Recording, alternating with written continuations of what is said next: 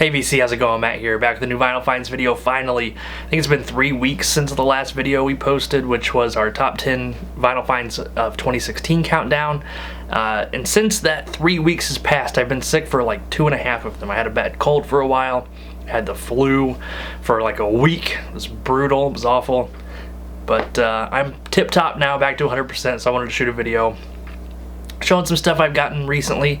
And actually these are all VCLT, so I know some of you are going to turn it off, you're not going to watch, but I really encourage you to. There's some cool records in here.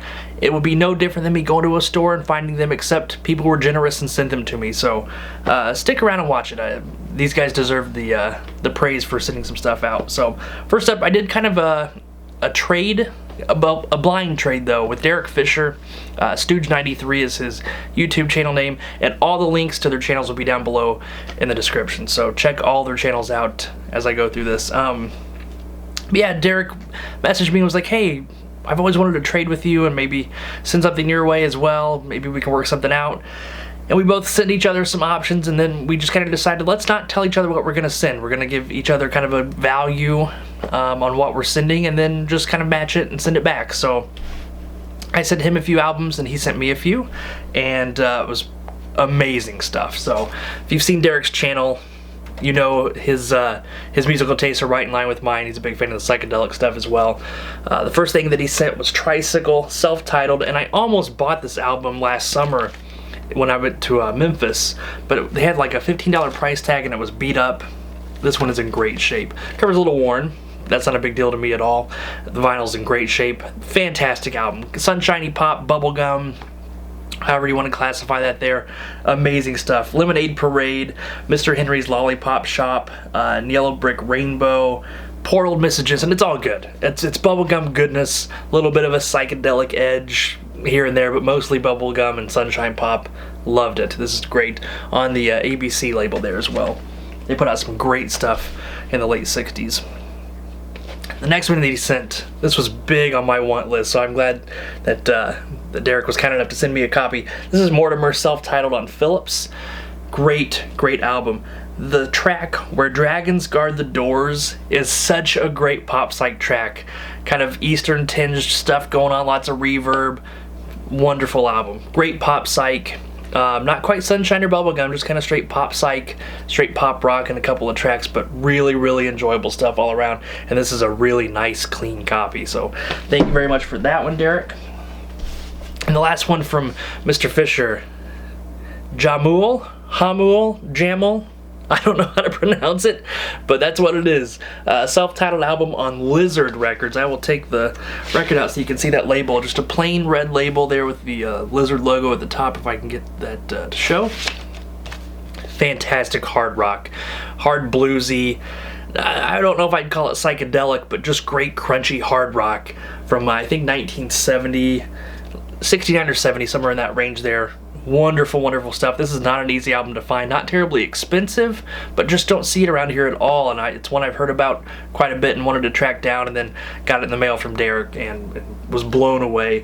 Of course, a cover of Tobacco Road to start the album off, but then a couple other covers. A great cover of Jumpin' Jack Flash and Long Tall Sally. My favorite though is Sunrise Over Jamul, I think it is, or Jamul. I don't know how to pronounce it. They say it in the song, and now I can't think of it off the top of my head. I'd have to listen to it, but it doesn't matter. It's great stuff. Definitely worth checking that one out. So Derek, thank you so much, man. Much appreciated. We're gonna have to do another trade again this year, I think. It was a lot of fun, and I'm glad that we were able to work something out. So next up, from Jason in the UK, Funnyface26, I think is his YouTube handle. It's Funnyface something, I can't remember the numbers. Sent me 2 albums. Mega generous. It's always cool when you get stuff from the UK because it's not cheap to send from the UK, but then to get albums that you want as well is icing on the cake. And he sent me The Seeds, The Web of Sound. This is a reissue from Germany from the late 80s, I believe, on white vinyl, so that's cool there. Great album. This is really good. There's a lot of cool stuff on here. Mr. Farmer, the big hit off of this one. Trip Maker is really good too. And then side 2, just 2 tracks, Just Let Go and Up in Her Room. Really, really, really enjoyable. This reminds me a lot of their first album. It's that sort of garage psych goodness. It doesn't get into like the later bluesy kind of stuff. This is the good garage psych seed stuff that you want to track down. It's a great album. Then Jason also sent me a UK Beatles record. This is the Beatles for Sale. I did not have a copy of this at all, and was super happy to get it. This is only my second Beatles UK pressed album, and I love that flimsy, flimsy cover, and this is in mono if you see it there. Wonderful, wonderful stuff. Let's see. I'm a Loser, rock and roll music, 8 days a week. It's all good. It's the Beatles. You can't go wrong with it, and it's always cool to get a UK pressing, and to be sent from the UK is amazing. Mono on top. So Jason, thank you so much, man. Seriously, I really enjoy our friendship. I know record collecting may be kind of taking a back burner to some of the other stuff you've got going on personally in your life, but wish you all the best with the new career path and kind of getting through the requirements to get there in the next couple of years. But I know you're going to do great, man, and much appreciated the stuff that you sent me, and I'll have to hit you back this summer sometime when the pickings aren't so slim around here. Alright, so that was Derek and Jason. Next up, Tim Allen. Tim the Toolman Allen. No, Tim, great guy, has a podcast, the Snap Crackle Pop podcast. Check that out if you haven't listened to it. He has a great collection of music, and each episode there's always something new that I'm finding to listen to. And I love Tim's vinyl finds videos as well. He has a lot of good thrift store finds, some cool online purchases. Excuse me, mega knowledgeable about stuff. Really enjoyable stuff. So how many times can I say stuff? But Tim, I sent him a record, and then he wanted to send me something back, which was not necessary, but he did it anyway. Told me one thing that he was sending, and then surprised me with two. The first being this. This is the Animals EP. This was a Record Store Day reissue a couple years ago. Wonderful, wonderful stuff. This is still sealed. Can't believe it when somebody is generous enough to send you a sealed copy, a new copy of something. I haven't even had a chance to listen to it yet, so it's still sealed, but I will be cracking the seal on this soon and giving this a listen. Love the Animals. You can't go wrong with their stuff. The one album that I did know that he was sending, Wilco's Star Wars. I have to admit to being less than a novice when it comes to Wilco. In college, I listened to one or two of their albums, and it just didn't click. I gave them a once through and was like, man, I don't get it. And then I won tickets to see them in concert this summer, and when I went, I was blown away. I went in kind of like, well, I'll go see what it's about, and feel kind of bad taking the tickets because I don't know them. I'm not a big fan, and I left a big fan. I wanted to check out more of their stuff, and I kind of started working backwards through the catalog. Star Wars came out last year, and Tim had a copy. He was like, hey, I know you just got into them, I'm going to send you this album. So it was way cool of him. Don't know if I showed that gatefold yet or not, but this is the limited version on white vinyl. I don't know how limited it is. If you go on Discogs, like 10,000 people have it, so it's just one of those gimmicks to get people to buy the limited edition version probably, but it's not any more expensive than the standard black version, and colored vinyl is always awesome. So, and for Tim to send me this is amazing. Great album. I know it's not necessarily in their pantheon, it's not considered like a masterpiece, but for a guy that's just getting into Wilco, this hit the spot for me. This was really enjoyable. The cream of the crop, though, in the package from Tim, this was a total surprise to me. I didn't know he was sending it. When I opened the box, I had no idea what this was, but immediately knew I wanted to listen to it. This is Rumplestiltskin, self-titled on Bell Records. Let's see, I don't think it's on the blue Bell. No, it's on the silver Bell label there. From 1970, I believe, 1971, somewhere around there. Kind of the R. Crumb-esque comic book stuff going on the front. And I posted this on Instagram, and I said, this is an album where the carpet matches the drapes. Don't judge a book by the cover, but you can judge this one. It looks like it's going to be hard rock, kind of weird stuff, and that's exactly what it is. This is really good, hard, kind of bluesy, little bit proggish rock from the UK. These guys had one album. From what I read about them, they were session guys, studio musicians that decided to put a band together and try to make it. Had this album. They may have had one more, I can't remember, but really didn't go anywhere with it. And this album is a little bit sought after now by hard rock enthusiasts, and I totally get why. It's incredible. Make Me, Make You, Mr. Joe, Witness for the Defense, Pâté de Foie Gras, just spot on French there, and the self-titled track Rumplestiltskin. Those are kind of the standouts, but they every track sounds similar in nature. It's all that hard, crunchy rock. Again, a little bit proggish with some organ and things going on, but it's not like self-indulgent Rick Wakeman styled organ playing. No big long extended solos. Each track is about 6 minutes long, so they don't overdo their stay. It's great. This is fantastic. Tim, I know that was probably not an easy one to let go or anything, but man, I loved it. Thank you so much for sending all 3 of those records. Way generous. I hope I can find some more stuff to send you, man, because I owe you for that. Way generous. Thank you so much.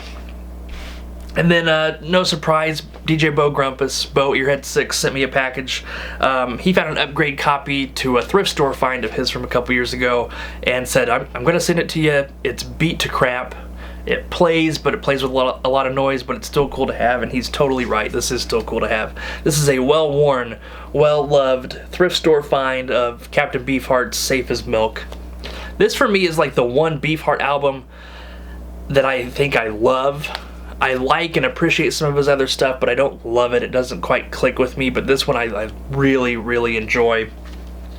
Bo found this at a thrift store for $1 a few years ago on the original Red Buddha label. You can't tell really well in the video, but it's a well-loved copy. It does play, but it's a little bit noisy, but just to even have it on the shelf is really cool, and I am super appreciative that Bo sent it to me. You know, can't thank you enough, man. Appreciate your friendship, and I'll be hitting you back as soon as I can find something around here to send.